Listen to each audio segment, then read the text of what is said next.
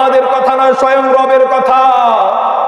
কারণ স্বয়ং রব নিজেই বলেন, ওয়া মা মিন দাব্বাতিন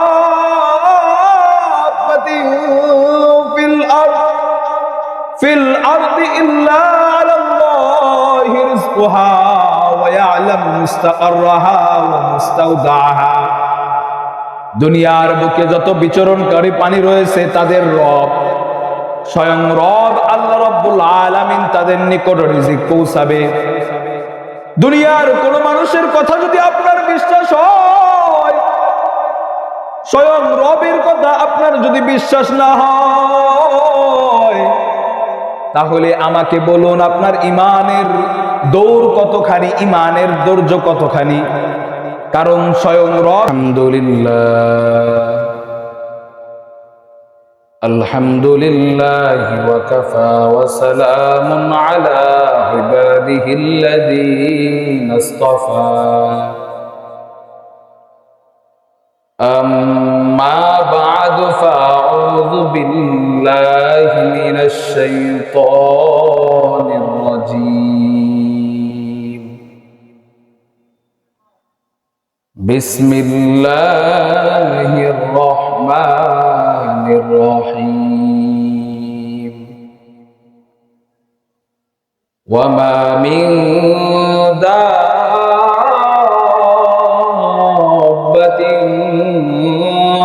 ফিল আরদি ইল্লা আলাল্লাহ ফিল আরদি ইল্লা আলাল্লাহি রিজকুহা ওয়া ইয়ালামু মুস্তাকাররাহা ওয়া মুস্তাওদাআহা কুল্লু ফি কিতাবিন মুবিন।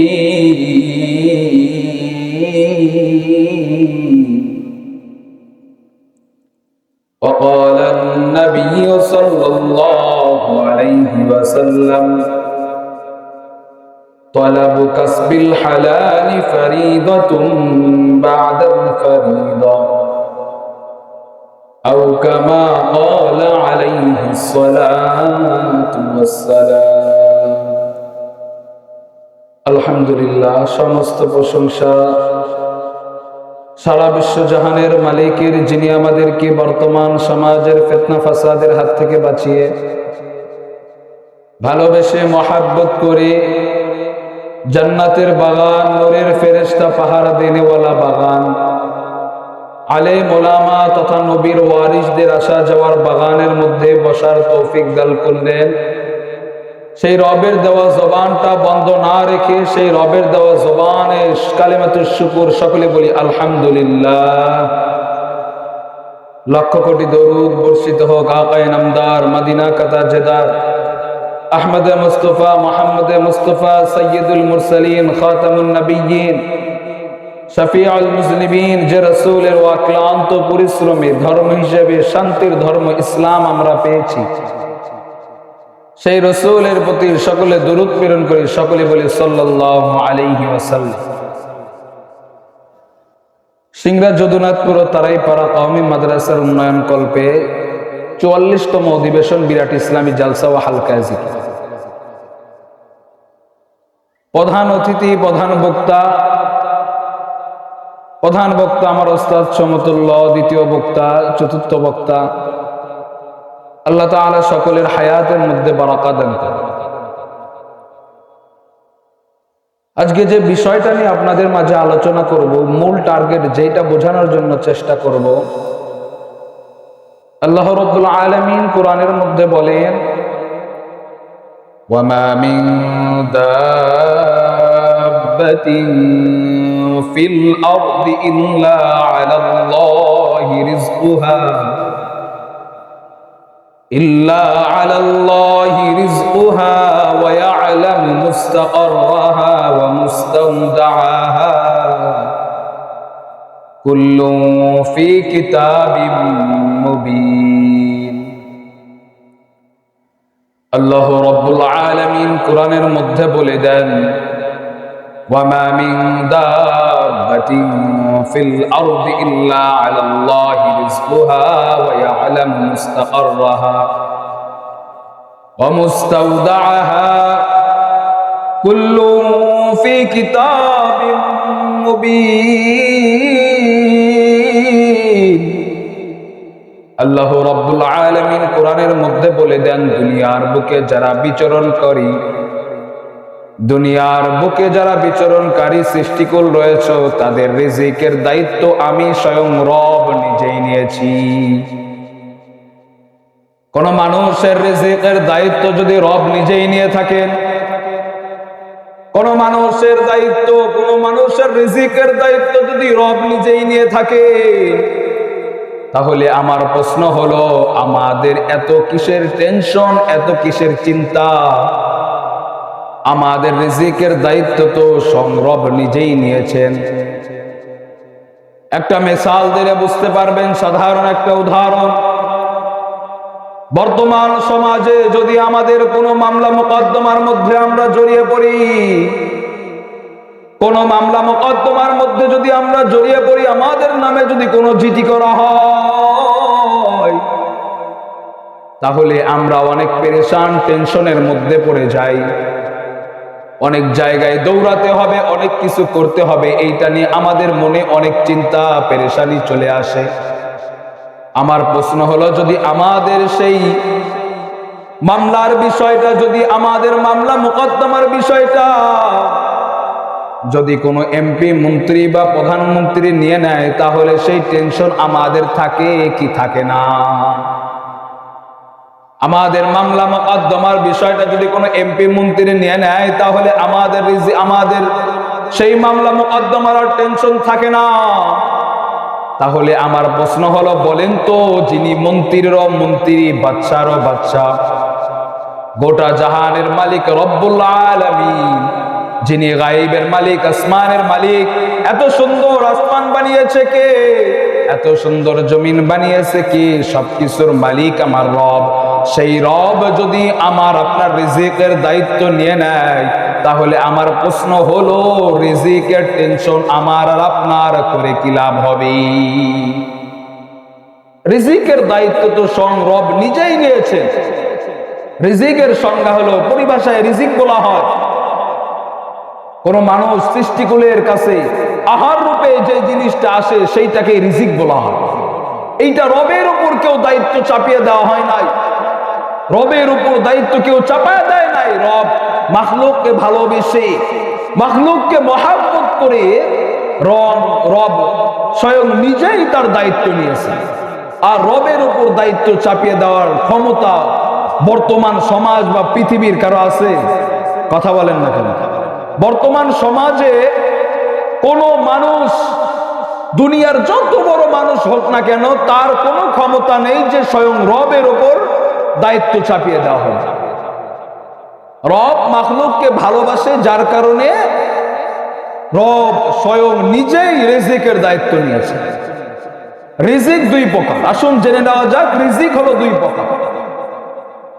প্রথম নাম্বার প্রকার হলো হালাল রিজিক, আর দ্বিতীয় নাম্বার প্রকার হলো হারাম রিজিক। হালাল রিজিক কাকে বলে? হালাল রিজিক হলো কোন মানুষ যদি শরিয়া পথ অবলম্বন করে, শরিয়া সম্মতি অনুযায়ী কোন ব্যক্তি যদি কামাই রোজগার করে, সেইটা তার জন্য হালাল রিজিক। তাহলে আমাকে বলেন, হালাল রিজিক কোনটা? আমরা যেটা কাজ করে, সৎ পথে কাজ করে যেটা পাই, ওইটা হলো হালাল রিজিক। আর হারাম রিজিকের সংজ্ঞা হলো, কোন মানুষ শরিয়া পথ অবলম্বন না করে, শরিয়ার মোতাবেক না চলে, সুদ, ঘুষ, জিনা, ব্যভিচার, অন্য যতগুলো সাইট আছে, অন্য যত সাইটে তারা কাজ করুক না কেন, সেইটা হলো হারাম সম্পদ। আর যারা হালাল রিজিক আর হারাম রিজিক দুইটা কি সমান? হালাল রিজিকের বরকত অন্যরকম, হারাম রিজিকের কোনো বরকতই নাই। হালাল রিজিক কেমন? একজন মানুষ যদি হালাল রিজিক ভক্ষণ করে, তাহলে তার অনেক ফায়দা। তার মধ্যে থেকে কয়েকটা ফায়দা আপনাদেরকে বলি। হালাল রিজিক ভক্ষণ করলে অনেক রকম ফায়দা, তার মধ্যে থেকে কয়েকটা ফায়দা আপনাদেরকে বলি, লাভ আপনাদেরকে বলি। হালাল রিজিক ভক্ষণ করলে কয়েক রকম ফায়দা,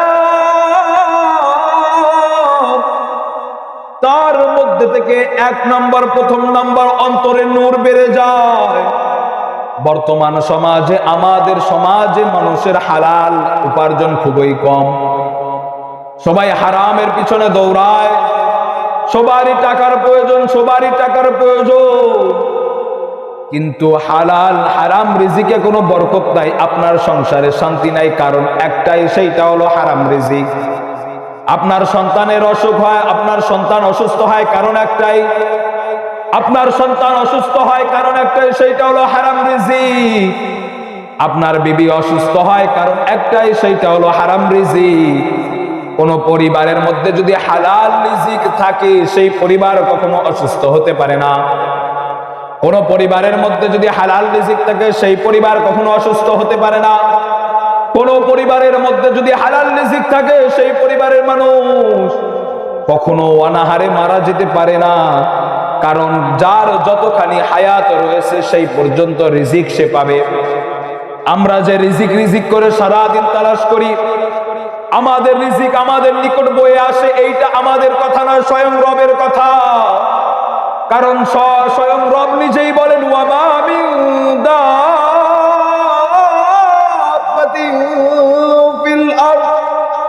ফিল আরদি ইল্লা আলাল্লাহি রিজকুহা ওয়া ইয়ালামু মুস্তাকাররাহা ওয়া মুস্তাওদাআহা। দুনিয়ার বুকে যত বিচরণকারী প্রাণী রয়েছে, তাদের রব স্বয়ং রব আল্লাহ রাব্বুল আলামিন তাদের নিকট রিজিক পৌঁছাবে। দুনিয়ার কোন মানুষের কথা যদি আপনার বিশ্বাস হয়, স্বয়ং রবের কথা আপনার যদি বিশ্বাস না হয়, তাহলে আমাকে বলুন আপনার ইমানের দৌড় কতখানি, ইমানের ধৈর্য কতখানি। কারণ স্বয়ং রব নিজেই অন্য এক আয়াতে বলেন, ওয়ামান আসদাকু মিনাল্লাহি হাদিসা।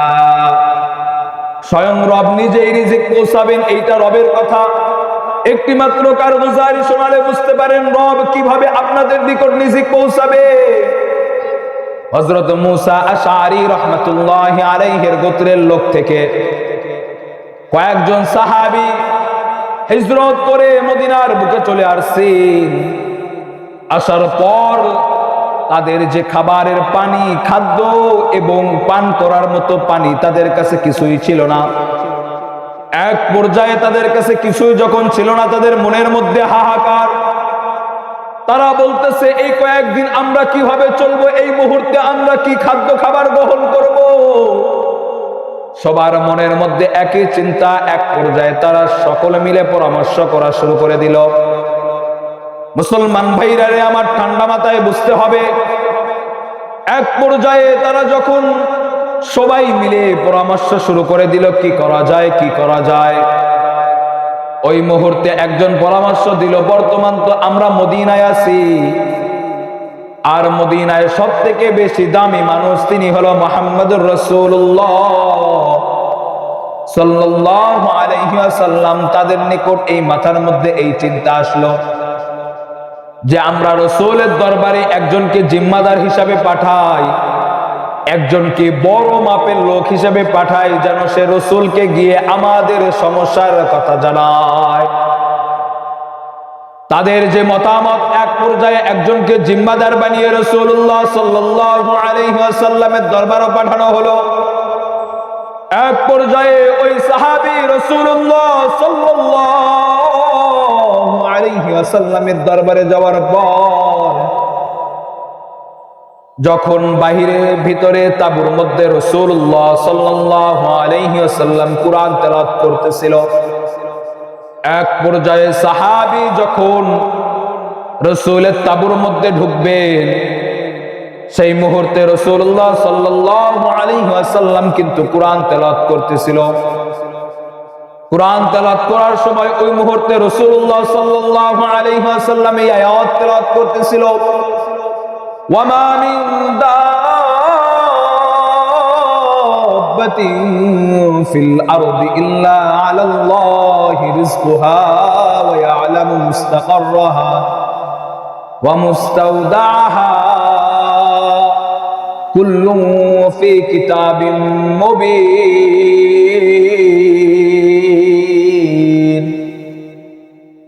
রাসূলুল্লাহ সাল্লাল্লাহু আলাইহি ওয়াসাল্লাম এই কোরআনের আয়াত তেলাওয়াত করতেছিল। সাহাবী শুনে মনে মনে ভাবতেছেন, আয়াতের ব্যাখ্যা মনে মনে ভাবতেছেন, যদি আমি রাসূলের দরবারে এই মুহূর্তে যাই, এই মুহূর্তে যদি আমি রাসূলের দরবারে যাই, রাসূলুল্লাহ সাল্লাল্লাহু আলাইহি ওয়াসাল্লাম আমাকে কি মনে করবেন? কারণ আল্লাহ রাব্বুল আলামিন নিজেই তো বলেছেন, দুনিয়ার বুকে যারা বিচরণকারী রয়েছে তাদের নিকট রিজিক পৌঁছানোর দায়িত্ব স্বয়ং রব নিজেই নিয়েছেন। এক পর্যায়ে সাহাবী মনে মনে ভাবতেছেন, দুনিয়ার বুকে এত মাখলুক থাকা সত্ত্বেও, দুনিয়ার বুকে এত মাখলুক, গরু বকরি ছাগল আরো যদি কিছু বলেন হাঁস মুরগি, তাদের নিকট যদি রব রিজিক পৌঁছাতে পারে, তাহলে তারা তো উত্তম মাখলুক নয়, সৃষ্টিজীবের শ্রেষ্ঠ জীব নয়। তাহলে আমরা তো আশরাফুল মাখলুকাত, আল্লাহ তাআলার প্রিয় বান্দা রাসূল, শেষ নবীর উম্মত। তাহলে আমাদের নিকট রবের পক্ষ থেকে রিজিক পৌঁছাবে। এক পর্যায়ে তারা ঘুরে ফিরে চলে গিয়েছে তাদের কওমের লোকের কাছে। যাওয়ার পর ডাক দিয়া বলতেছে, আল্লাহর পক্ষ থেকে তোমাদের নিকট সাহায্য আসবে। তারা সকল সাহাবী তারা মনে করেছে যে রাসূলুল্লাহ সাল্লাল্লাহু আলাইহি ওয়াসাল্লাম হয়তো আমাদের জন্য কোনো খাবারের ব্যবস্থা করেছেন। এক পর্যায়ে কিছুক্ষণ পর দুইজন ব্যক্তি আসলো। আসার পর ডাক দিয়া বলতেছে, তোমাদের জন্য খাবারের ব্যবস্থা করা হয়েছে, তোমাদের জন্য গোশত আর রুটি নিয়ে আসা হয়েছে, তোমরা এই খাবারটুকু গ্রহণ করো। ওই খাবার এত বেশি ছিল যে তারা সকলে পেট ভরে খাওয়ার পরও অনেক খাবারগুলো বেঁচে গিয়েছে। তারা সকলে মিলে পরামর্শ করলো, এই খাবারটা কি করা যায়, এই খাবারটা কি করা যায়, কার দরবারে দেওয়া যায়। এক পর্যায়ে তারা চিন্তা ভাবনা করে বলল, এইটা রাসূলের দরবারে আবার ফেরত দিয়ে আসা হোক। তারা যা কথা কাজও তাই, রাসূলুল্লাহ সাল্লাল্লাহু আলাইহি ওয়াসাল্লামের দরবারে চলে গেছেন। যাওয়ার পর ডাক দেয়া বলতেছে, ইয়া রাসূলুল্লাহ, ইয়া হাবিবাল্লাহ, আপনি যে আমাদের নিকটে খাবার পৌঁছায় দিয়েছেন, এই খাবার অনেকটাই বেঁচে গিয়েছে, আপনার দরবারে আবার নিয়ে আসলাম। রাসূলুল্লাহ সাল্লাল্লাহু আলাইহি ওয়াসাল্লাম তো অবাক দৃষ্টিতে চেয়ে আছে। তিনি ডাক দেয়া বলতেছে, আমি তোমাদের নিকটে কোনো খাবার পাঠাই নাই, তোমাদের নিকট আমার পক্ষ থেকে কোনো খাবার যায় নাই। সাহাবীরা তো অবাক হয়ে গেছে, তাহলে আমাদের নিকটে খাবার পেশ কে করলো আমাদের পক্ষ থেকে? তো রাসূলুল্লাহ সাল্লাল্লাহু আলাইহি ওয়াসাল্লামের পক্ষ থেকে খাবার যায় নাই, তাহলে আমাদের নিকট খাবার কে দিল? তখন সমস্ত ঘটনা যখন তারা খুলে বলল, বলার পর রাসূলুল্লাহ সাল্লাল্লাহু আলাইহি ওয়াসাল্লাম ডাক দিয়ে বলতেছে, তোমাদের টেনশন করা লাগবে না, তোমাদের জন্মের পূর্বেই তোমাদের রিজিককে লেখা হয়েছে, তোমাদের রিজিক অটোমেটিক তোমাদের নিকট পৌঁছে যাবে, তোমাকে তোমার মাধ্যম দিয়ে রিজিক দিব। তুমি যদি কাজ করো সেই মাধ্যমে তোমাকে রিজিক দিব, যদি তুমি ব্যবসা বাণিজ্য করো সেই মাধ্যমে তোমাকে রিজিক দিব, যদি তুমি কোনো কাজের মধ্যে চাকরিজীবীর মধ্যে লেগে থাকো তাহলে চাকরির মাধ্যমে তোমাকে রিজিক দিব, তুমি যদি কোনো কাজ নাও করতে পারো তাহলেও তোমাকে রিজিক দিব। কারণ আল্লাহ রাব্বুল আলামিন অন্য এক আয়াতের মধ্যে বলেন, ফাইযা কুদিয়াতিস সালাতু ফাতাশিরু ফিল আরদি ওয়াবতাগু মিন ফাদলিল্লাহ। তোমরা নামাজ আদায়ের পর জমিনের মধ্যে ছড়িয়ে পড়ো। আপনি যদি চাকরি করেন নামাজের পর চাকরির মধ্যে লেগে পড়েন, আপনি যদি ক্ষেত খামার করেন নামাজের মধ্যে ক্ষেত খামারের মধ্যে লেগে পড়েন, আপনি যদি চাকরি করেন নামাজের পরে চাকরির মধ্যে লেগে পড়েন। কিন্তু আমাদের সমাজে মানুষের একটা মুখ প্রচলন কথা হয়ে গিয়েছে, যদি কাজ না করি তাহলে ঘরে ভাত আসবে না। এইটা সম্পূর্ণ আমাদের একটা ভুল ধারণা। এইটা আসলে আমাদের সাথে যায় না, কারণ আমাদের রব এমন একজন রব যিনি রব্বুল আলামিন, যিনি কাফেরকেও খাওয়ায়, যিনি মুসলিমকেও খাওয়ায়। আপনার বাড়ির পাশেই হিন্দু, তাকেও খাওয়ায়, আপনি মুসলিম, আপনাকেও খাওয়ায়। আপনি যে গাছের ফল খান, হিন্দুকেও সেই গাছের ফল খাওয়ায়।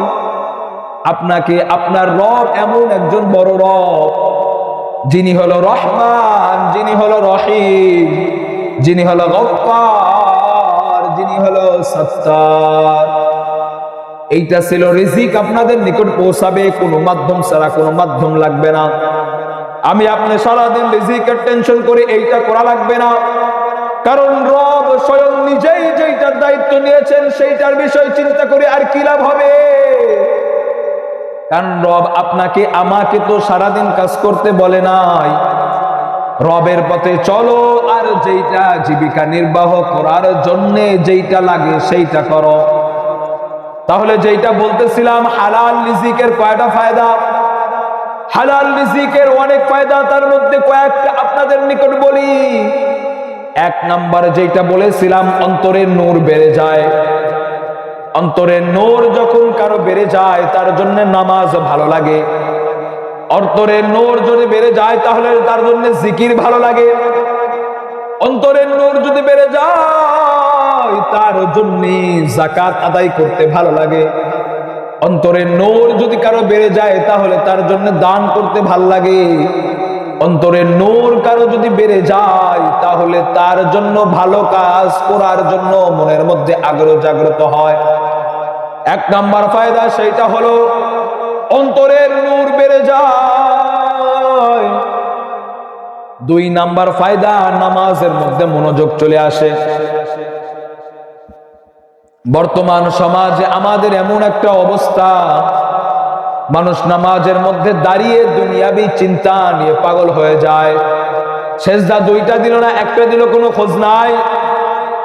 নামাজ এক রাকাত পড়লো নাকি দুই রাকাত পড়লো, এইটার মধ্যে কোনো খোঁজ নাই। কিন্তু মানুষ দুনিয়াবি হিসাব কিন্তু ঠিকই করে।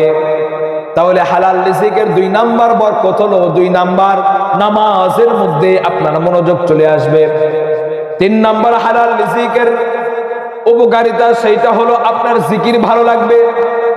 বর্তমান সমাজে আমরা তো জিকিরের মধ্যে মন থাকি না, জিকির তো আমরা করি না। তাহলে তিন নাম্বার যেটা ফায়দা, হালাল রিজিক ভক্ষণ করলে আপনার ভিতরে জিকির করতে লাগলে আপনি জিকিরের জন্য মজা পাবেন। চার নাম্বার এইটা হলো পরিবারের মধ্যে সুখ ফিরে আসবে। বর্তমান সমাজে সব থেকে বড় অশান্তি হলো পরিবারের মধ্যে সুখ নাই। হাজার হাজার কোটি টাকার মালিক কিন্তু সন্তান কথা শুনে না। হাজার হাজার কোটি টাকার মালিক কিন্তু মেয়ে কিন্তু অবাধ্য। হাজার হাজার কোটি টাকার মালিক কিন্তু গোশত খাইতে পারে না। হাজার হাজার কোটি টাকার মালিক কিন্তু তারপরেও তার পরিবারের মধ্যে শান্তি নাই। শান্তির জায়গা হারিয়ে গিয়েছে, শান্তির কাজ আপনি করেন না, যার কারণে শান্তি পান না। অথচ একজন গরিবের ঘরে গিয়ে দেখেন যে হালাল খায়, তার ঘরের মধ্যে দেখবে কি শান্তি, কি শান্তি। সারাদিন যখন কাজ করে বাড়ির মধ্যে ফিরে আসে, তার স্ত্রীরা তার জামাটা খুলে কাছে দেয়, তার জামাটা খুলে আল্লাহর উপর রেখে দেয়। স্বামীকে নিজ হাতে হাত পা ধুয়াইয়া ঘরের মধ্যে উঠায় নিয়ে আসে এবং যে খাবারটুকু রান্না করেছে সবাই মিলে খায়। আপনার পরিবারের মধ্যে যদি শান্তি আনতে চান তাহলে একটি মাত্র মেডিসিন আপনাদেরকে ধরতে হবে। দুনিয়ার যত হাড়ের অসুখ বলেন, যত কিছু বলেন, সবকিছুর মেডিসিন সবকিছুতে পাওয়া যায় না। একটি মেডিসিন আপনার পরিবারের মধ্যে আপনি খাটান, তাহলে আপনার পরিবারের মধ্যে অটোমেটিক শান্তি চলে আসবে, আরাম চলে আসবে। সেইটা হলো হালাল রিজিকের মেডিসিন। এই মেডিসিন যদি আপনি আপনার পরিবারের মধ্যে ঢুকাতে পারেন তাহলে আপনার পরিবারও সুখে ময় ভরিয়ে যাবে। হালাল রিজিক ভক্ষণ করলে কি হয়? ইমাম শাফি রহমাতুল্লাহি আলাইহির ছাত্র ইমাম আহমদ রহমাতুল্লাহি আলাইহি, ইমাম শাফি রহমাতুল্লাহি আলাইহি ইমাম আহমদ রহমাতুল্লাহি আলাইহিকে দাওয়াত করেছেন। অমুক দেশে থাকেন, অমুক দেশ থেকে যখন ইমাম শাফি রহমাতুল্লাহি আলাইহির চিঠি পেলেন ইমাম আহমদ রহমাতুল্লাহি আলাইহি, ইমাম আহমদ রহমাতুল্লাহি আলাইহি চিঠি পাওয়ার পর তিনি মনে মনে ভাবতেছেন যে আমি হয়তো আগামীকাল ইমাম শাফি রহমাতুল্লাহি আলাইহির দাওয়াত গ্রহণ করে আমি তার বাড়িতে যাব। এক পর্যায়ে কথা যা কাজও তাই, ইমাম শাফি রহমাতুল্লাহি আলাইহির ছাত্র ইমাম আহমদ রহমাতুল্লাহি আলাইহি তিনি অন্য দেশ থেকে ইমাম শাফি রহমাতুল্লাহি আলাইহির দাওয়াত গ্রহণ করে চলে আসছেন। আসার পর তাকে সম্বর্ধনা জানানো হয়েছে ইমাম আহমদ রহমাতুল্লাহি আলাইহি। তিনি একজন বড় ইমাম, বিশ্বজাহানের একজন বড় ইমাম। ইমাম আহমদ রহমাতুল্লাহি আলাইহির আসার কথা শুনে ইমাম শাফি রহমাতুল্লাহি আলাইহির ছেলেমেয়েরা খুবই খুশি। এত বড় একজন বুজুর্গ আলেম এবং ইমাম আমাদের বাড়িতে আসবে, অনেক খুশির ব্যাপার। বর্তমান সমাজে আমরা যদি মনে করি আমাদের বাড়িতে এমপি মন্ত্রী আসবে তাহলে আমাদের খুশির শেষ থাকে না।